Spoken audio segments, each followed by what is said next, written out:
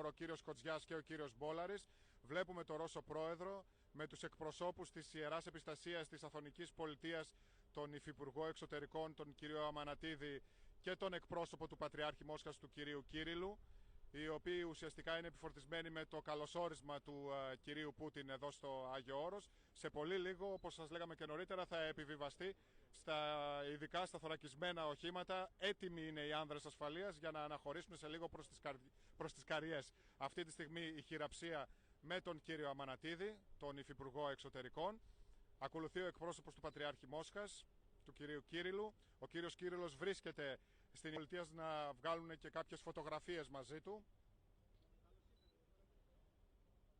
Είναι σημαντική